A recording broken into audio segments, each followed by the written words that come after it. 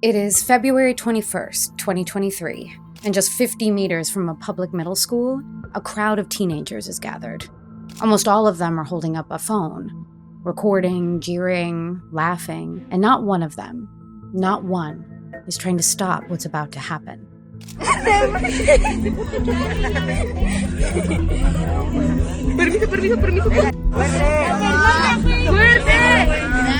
In their midst, two 14-year-old girls are fighting, though from the clip it barely qualifies as a fight. One of them has come to make years of torment stop, and the other has something heavy in her hand.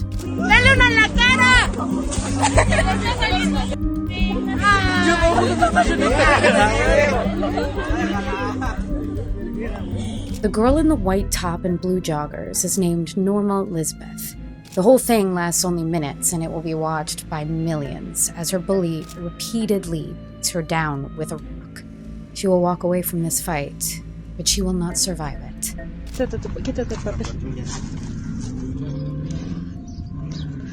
But the fight that you just watched is only half the story. The other half happens far from any camera, in a hospital, in a principal's office, and in a courtroom. It will put thousands of people in the streets and shut down the highway into Mexico City. And it ends with a sentence that should not be possible. Today, the girl who stole that rock is free, and a court has erased every cent she ever owed this family. How does that happen to a killing the whole country watched?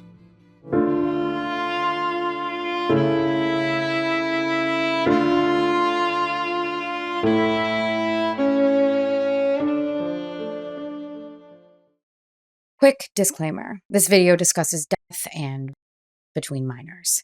Some names are withheld and some images are altered to protect the people involved. Norma Lisbeth Ramos Perez was a 14-year-old who lived with her family in San Juan, Tenochtitlan. If that name sounds familiar, it's the largely rural municipality an hour northeast of Mexico City, famous for its UNESCO heritage sites like the Pyramid of the Sun and the Avenue of the Dead. So Norma lived in this peaceful town, and her friends say she was very shy, often being the quietest in the room. Most of all, she was very studious and brilliant. She got ready for school because her dream was to become a nurse. Y pues ella me contaba que pues ella quería ser enfermera. Ella desde que iba conmigo, pues yo le cedí mi mano. Era una de mis mejores amigas. She lived with her mom, Francisca, her older sister, Alma Delia, and her brother, Omar. Now, this family was not rich. They were far below the middle-class status, and money was tight, but Norma had dreams. Big ones. Every morning, she walked to her local public school, and it had this long, very official name, Escuela Secundaria Oficial 0518, which was annexed to the normal school of Tenochtitlan Los Jaguares. Now, there's one important detail about that school, because it explains everything that follows. In Mexico, annexed to the normal means a school is attached to a teacher training college. Primary, middle, and high schools can share the same block of land with the practice schools, where student teachers learn.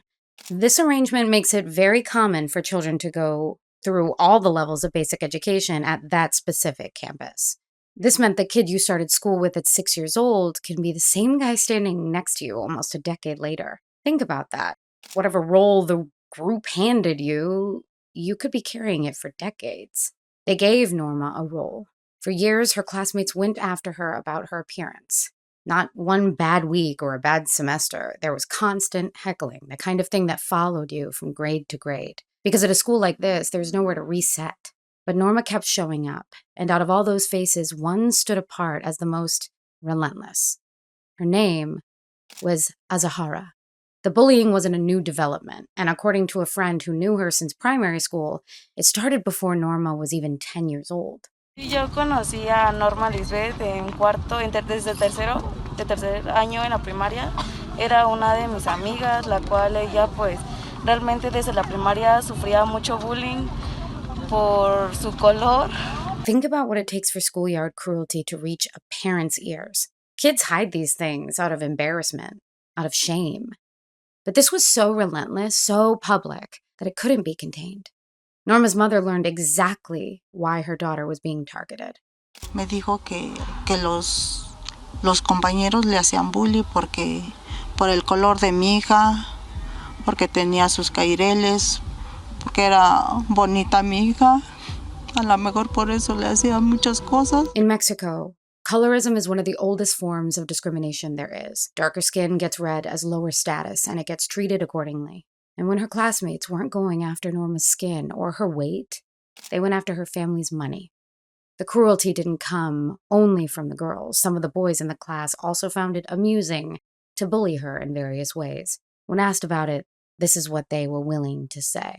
Le hacían a un lado a mi hermana. De hecho, igual los demás compañeros, igual le hacían bullying, los hombres también. O sea, fue un bullying muy feo. They never specified more than that. And honestly, maybe that says enough. So Norma did exactly what every adult tells every bullied kid to do. She reported it. She went to her teachers and even the school's principal. And they, like so many others, waved it off. The reports were dismissed with a shrug. This is what teenagers do. Which, by the way, isn't just responsible, but it's also illegal. 5 years earlier, the state of Mexico had passed a law against exactly this. Staff who tolerate or permit bullying face sanctions. And every school must file a report at the end of each cycle listing its bullying cases and what was done about them. The law existed. The paperwork existed. The protection did not. The harassment eventually made it harder to concentrate in class. And it got so bad that Norma, the studious one, failed an exam. But even that didn't break her. And here is the detail that tells you who this girl was. She came home, pulled out her notes, and told her brother, full of enthusiasm, that she was going to work hard and pass the subject. She was being tormented daily, and her plan was to study harder. And hers wasn't an isolated case. Other families were hitting the same wall. Tenían intimidados a las dos, no nos dejaban hablar a nadie. Porque según éramos sin dinero. No es mi hija y siento feo porque a mi hija le hacen lo mismo y la directora no hace nada. One student came to that school with her parents to report being bullied, and the school suspended her for filing too many complaints. Sit with that. A child reports being bullied, and the school's answer is to suspend the child, ban the parent from campus, and label the victim as the problem. By early 2023, Norma had largely stopped going to class at all. Norma explained her frustration to her mom, and her mom's advice was the advice of a decent woman with no good options. Don't answer them. Ignore the hate and report it to your teachers otherwise. It kept growing anyway, until the day came with a time and a place. So it's the third week of February, and Norma's phone buzzes. She had gotten a message from Azahara. It was a challenge that they meet the next day to settle things. Her bully scheduled violence like it was a dentist appointment. Now put yourself in Norma's shoes. What would you do? Well, Norma does what she'd always done. She did what every adult in her life had trained her to do. She went to the principal's office and reports that there's going to be a fight tomorrow. She gives them the where and the when. A 14-year-old hands the school everything it needs to stop this, and the school does nothing. No call home, no meeting, not even a warning. At home, her mom had gotten wind of it too, and she begged her daughter not to go, but Norma was exhausted. She had done everything the right way, and that way had never worked, not once. But she wanted to make it all stop, so the next day, she put on her PE uniform and headed to school. And that brings us to the clip that you watched at the start of the video. 50 meters from the school, in the break between the morning and afternoon classes, students began to gather on a stretch of open ground. One of the kids present that day claimed Norma did not arrive swinging. She first tried to settle things with words, but she wasn't given the chance. The answer came as a blow. You can hear it in the video that later spread everywhere as students with their phones out shout and egg the fight on. Then their fight escalated, and what was recorded next was Azahara striking Norma multiple times with something in her hand. In the clip, Azahara is seen pulled to the ground with her hair and repeatedly hitting the back of her head with a blunt object. On closer inspection, it is clearly a rock, and she throws it away victorious at the end.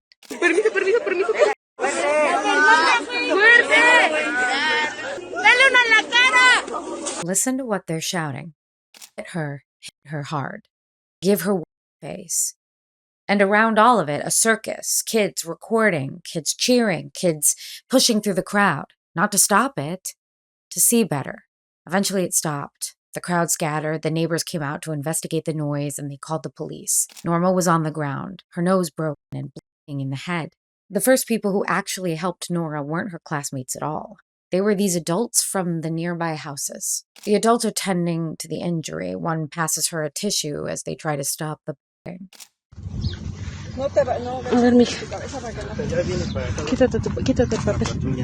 Maybe, in that moment, Norma held on to one hope, that the thing that had tormented her for years might finally stop. No one knew it at the time, but this was the start of a countdown. The school found out the next day. Of course they did. Half the students had it on their phones. And the administration's solution was to suspend both girls for 1 month. And the girl who swung it got identical punishment, allowed back only to sit their exams. And the medical bills, the schools decided that they would split them equally between the two families. Norma's sister, Alma Delia, went back to that school with Norma, broken nose and all, to beg the director to overturn her suspension. She showed the director what was done to her, and the crazy part is, Azahara was in the room with them. So Alma turned to her, "Look at what you did to my sister." And this 14-year-old in front of the director didn't deny a thing. She was proud of it, reportedly saying, "Yeah, I did that. I broke her nose. And it's your sister's fault. She should learn how to defend herself." Even then, the director refused the appeal. The suspension stood. So Norma went back home, bruised and suspended from school, and she tried to return to her routine. But the countdown that started on that lot had never stopped running. After the fight, Norma had been taken to the hospital, where doctors examined her. They took her for an x-ray, found the broken nose, and sent her home. And for the next 3 weeks, that broken nose was the injury everyone could see, and the only one anyone was treating. But it was much, much worse. What we know about these 3 weeks comes from her family and from physicians, who later reconstructed the case in public, symptom by symptom. Here's the problem with an x-ray. It shows bone and nothing else. For a patient struck repeatedly on the head, the next step is a CT scan, the procedure that sees past the bone into the brain itself. It isn't known for certain if one was done, but it's highly unlikely for the obvious reason. Norma was from a poor family in a rural municipality, without the means or access to such a medicine. If a scan had been done early, it would likely have shown what was quietly growing inside her head. Before continuing, if you've ever wished payday would come sooner, this might actually help. There's a banking app called Current with a bunch of useful features, and one of the main ones lets you access up to $750 of your paychecks early if you qualify. With Current, you get a full set of features like paycheck advance, fee-free overdraft, the build card, and more. Paycheck advance is my personal favorite. But if you're focused on building credit or just want a smoother way to manage your money, it handles everything in one app. I actually liked the app myself, which is why we partnered with them. And right now, they're giving $75 to anyone who signs up using my link or scans the QR code on screen. If you scan the QR code, it'll take you straight to the sign-up page where you can create your account. Just go through the normal sign-up steps, enter your information, and order your Current card. After you complete those steps, you'll see the option pop up to enter my promo code, JUDGE, which unlocks the $75 bonus when you switch your direct deposit. So make sure you go through that full sign-up process so you don't miss out. If you ever feel like managing money is stressful or tight sometimes, it's definitely worth just checking out, because that's literally what it's made for. Helping people like you stay in control of their finances. Okay, let's take a break to discuss the symptoms, because they can be the difference between life and death for someone close to you. After any serious the head, one can stand up and say they're fine. In that case, always watch out for these red flags: persistent vomiting, a headache that keeps getting worse, fainting, unusual drowsiness or changes in vision or walking, and seizures. If you notice any one of these, make sure you take that person to the emergency room immediately. Over the next 2 weeks of March, Norma developed these symptoms. It started as headaches that evolved into fainting spells. She collapsed on the morning of March 6th, the very day she was due back to school to sit her exams. She went to the doctor, got some medication, and made it through the rest of the week's tests anyway. Norma being Norma in the end. But the nausea didn't stop. The fainting didn't stop. And that night on March 12th, she started vomiting uncontrollably. Her mother described exactly what happened. Y el lunes, pues ella bajó, de hecho desayunó conmigo, se sentó, pero ella ya vomitaba, o sea, ya no el alimento que ella consumía, todo lo sacaba, todo lo sacaba. Alma got her the bucket. Then she sat with her sister and pulled her close, telling her not to worry. And in her arms, Norma complained several times, turned to her side, and closed her eyes. Alma thought she had fainted, but she was completely unresponsive. Ella solamente se quejó 3 veces, se me volteó de lado, intenté voltear, la pegué a mí y ve cómo ella cerró sus ojos, pero yo pensé que se me desmayó. Norma was rushed to the local health center, but they didn't make it in time. La recargué en mis brazos. Fue cuando ella cierra sus ojos y ya no me dijo nada. Llegamos al centro de salud y nos dicen que 10 minutos antes ella había perdido la vida. Norma Lisbeth was pronounced on arrival, and the cause was determined to be traumatic brain injury as a result of the repeated blows she received to her head. She was just 14 years old.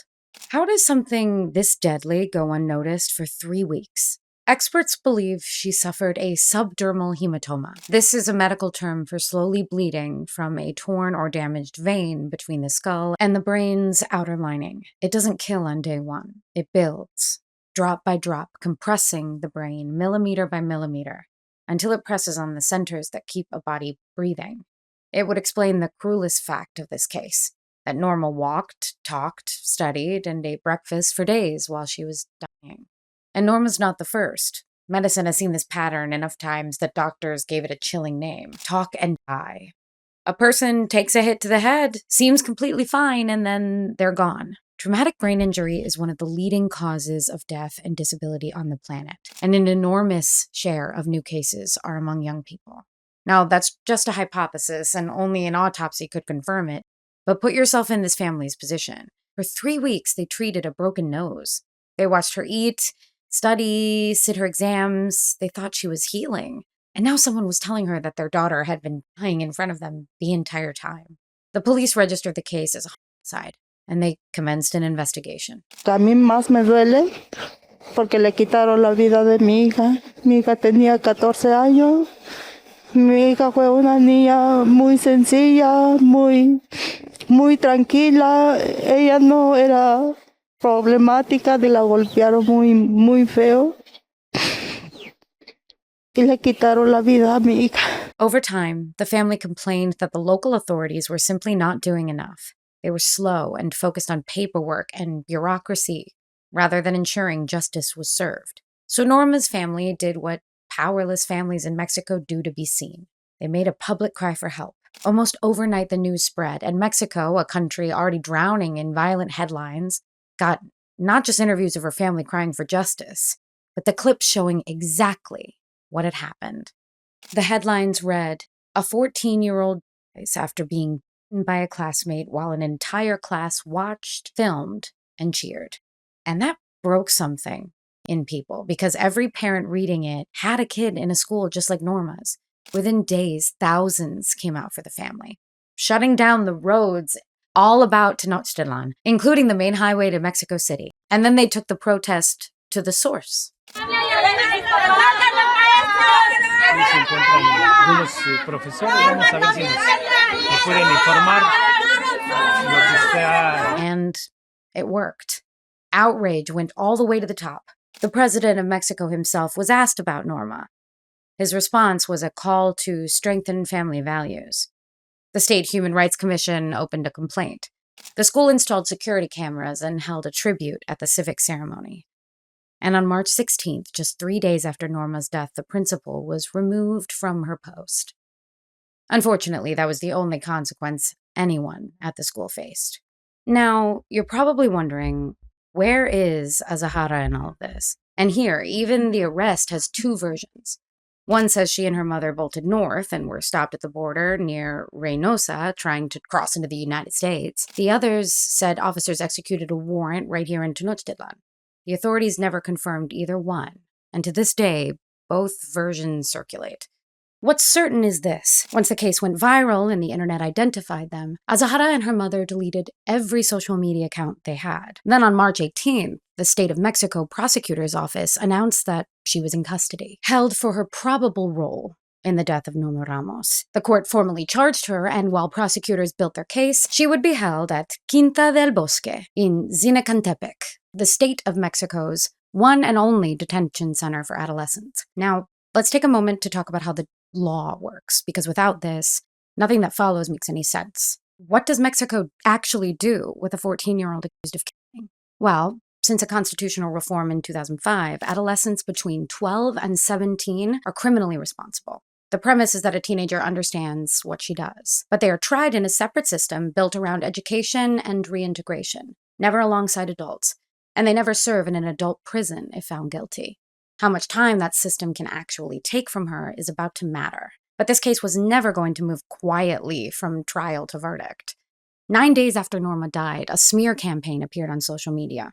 Different influencers' accounts with over 100,000 followers published clips after breathless caption, videos of Norma Lisbeth come to light. Her classmates are showing the truth. One of them even got 8.1 million views. Another post claimed that Norma had advanced anemia, detected supposedly by paramedics at a glance. She barely ate and her family neglected it. That the real violence was in her home. That her brother, Omar, was to blame and not the girl with the rock. And that the true victim of this whole affair was the fired principal who had lost the most sacred thing that there is: her job. It was these posts that pulled physicians like Dr. Arroyo into this case publicly to explain the obvious. You cannot diagnose anemia by looking at someone. It requires a blood test. And anemia severe enough to endanger a life announces itself long in advance. It doesn't wait quietly for a fist fight. Thinness is not a diagnosis, and blaming a bullied girl's body for her own death, he noted, was simply one more form of violence against her. In the end, her autopsy confirmed the cause of death: traumatic brain injury. That should have buried the rumors for good. It didn't. Hold on to those claims because they come back years later, and when they do, they change how this case ends. You see, Norma died just 6 weeks before her 15th birthday, her quinceañera. The family had already been planning it, and they could not let that day pass like any other. Quería sus 15 años. Yo le dije a mi hija que sí le iba a comprar su pastelito hasta ahí, porque la verdad pues somos una persona que no tenemos dinero para hacer una fiesta grande como ella quería, pero su ilusión de ella quería tener un vestido muy amplio para ella. So, in April 2023, her family did something people would call crazy. They threw the party anyway. It was more of a memorial mass, with Norma's grave decorated with balloons, flowers, and music, a serenade sung to a headstone. Her brother Omar danced the traditional quinceañera waltz while holding a framed photograph of his sister in his arms.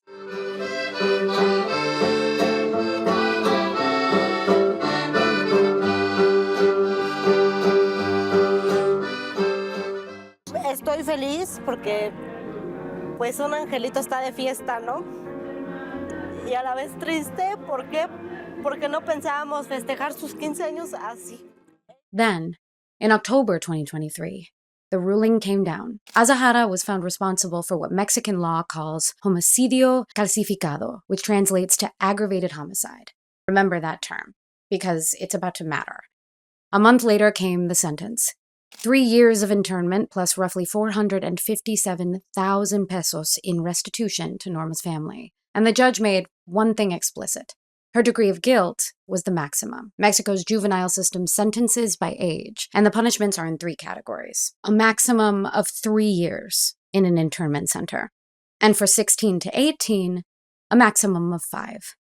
She got the absolute maximum the law allows. But Norma's family were still disappointed. Listen to how much faith they had left and what the case already cost them. Fue justo, porque 3 años no vale la vida de mi hermana. Ella al final de cuentas va a salir, va a abrazar a su mamá. ¿Y yo qué? Mi hermana, ¿en dónde está? La vi morir en mis brazos y eso nunca se me va a olvidar, todo por ella. A mí me hubiera gustado que se quedara por el resto de su vida. La ley es muy injusta.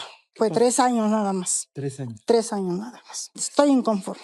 Sí, estoy. Es poco tiempo, ¿verdad? Sí, poco tiempo, la verdad, porque la vida de mi hija no cuesta 3 años, porque esa asesina arrebató la vida de mi hija y no es justo, la verdad.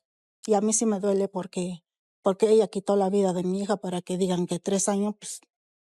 Days later, Azahara's mother, Magali, announced that she would appeal. Nobody was surprised. She believed the verdict was unjust and that her 14-year-old daughter was paying for something she didn't do. Her biggest claim of all was that Norma had been the bully all along, not her daughter. Esta pelea fue porque un día antes del 21 de febrero, Norma retó a mi hija en las canchas de la secundaria.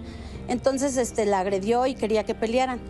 Yo le dije, llegando mi hija me platica y yo le dije, ¿sabes qué, hija? No caigas en provocaciones. Señora, with respect, you're only talking about your 14-year-old girl, and you've not made any mention of the one who lost her life. You will have your daughter back in 3 years. Norma's mother will never see hers again because of what your daughter did. There was no dispute, there were witnesses and a damning video. Call it whatever helps you sleep. A girl is dead at your daughter's hands, and the court's word for it, then and every time since, has been homicide. Azuhara was sent back to Quinta del Bosque to serve her time. 1 year passed and her family refused to pay the restitution. By May 2025, her family filed for a court injunction seeking her release. The defense argued the original process was full of irregularities and that evidence had been left out. And it worked. The court ordered the whole thing reopened, which dragged every party back into a courtroom and reignited the war between the two families. Norma's mother and sister came out of the courtroom that day saying that Azuhara smirked at them, stared them down, and showed no remorse at all. Then, in August 2025, Magali went before the press again. This time she demanded that her innocent daughter deserves a second chance. She offered the press the proof that Norma's death had nothing to do with the fight, that Norma went back to school afterward and sat her exams in perfect condition. And then she says the thing that anonymous accounts had been posting since 2023, that she believed Norma may have died from a fall down her own stairs, from mistreatment in her home, from malnutrition, from anything and anyone but her daughter. She would even claim the rock isn't in the case file at all. The same theory that had been peddled by those anonymous profiles several years ago. Remember when I told you not to forget those claims? This is why. Private forensic reports commissioned by the defense argue that Norma's death wasn't related to the fight at all. And then, September 2025, 1 month later, after the amparo and the reopen process, a judge re-examined the case and changed one word. Not homicidio calificado, not aggravated homicide. Homicidio en rina, homicide in a brawl. In Mexican law, a rina is a fight both parties accepted, and a death inside one is treated as far less culpable than a killing outside one. Norma agreed to show up that afternoon. She went to that lot to make years of torment stop. The reclassification shrank the sentence to 2 years and 3 months. Azuhara had already served 2 years, 5 months, and 25 days. She had overserved her new sentence by nearly 3 months, so the judge ordered her immediate release. She walked out. The restitution was cut too, from 457,000 pesos to 233,415. Not that the number mattered, because not a single peso had ever been paid. The decision caused outrage and disappointment, especially for Norma's family. But her defense wasn't done. In January 2026, Azuhara's lawyers went back to court, this time to erase the restitution entirely, to owe Norma's family nothing. And in the second week of January, an appeals ruling took effect that did exactly that. The 233,415 pesos, a number that had already been cut nearly in half, was wiped off the books. So here is where the case rests today. Azuhara is out, and in nearly 3 years this case crawled through the courts. Not 1 peso of restitution was paid. Now, none ever has to be. And here's the part that tells you who this family is. Before that ruling ever came down, Norma's mother had already told reporters that they would refuse the money if it ever arrived. 2.5 years of hearings, of reliving the worst day of their lives in court. And the court schedule, their final act in this case, was to walk away from the only thing the system ever awarded them. In their own words, now all they want is peace. Now, when you lay this whole case out, you notice something uncomfortable. Everything that happened, from the 3-year sentence to the early release to the erased debt, was the system doing exactly what it was built to do. Mexico's juvenile law works on a belief that a child who kills can still be rehabilitated and returned to society. 5 years is the maximum on purpose. Maybe that belief is right, and it saves more kids than it fails. But the Ramos family lived on the other side of that belief. They watched an already short sentence shrink even further. Then they watched their daughter's killer walk free, without ever acknowledging what she did. It's hard to look at this and say that justice was served. And that should bother you. because the story is not only Norma's. There are thousands of students facing the same thing in schools just like hers. There are always signs, and there are always chances to intervene. And somehow nobody does until it's too late. Now, Azahara is clearly the one carrying out the attack in the video, but many have argued that the students watching, recording, and egging it on should have faced consequences too. Norma reported it. Her mother reported it. Other families reported it. Everyone knew, but no adult took it upon themselves to set things straight. If they had, none of this would have happened. So if a kid tells you someone is hurting them, believe them the first time. I'll leave you with this question.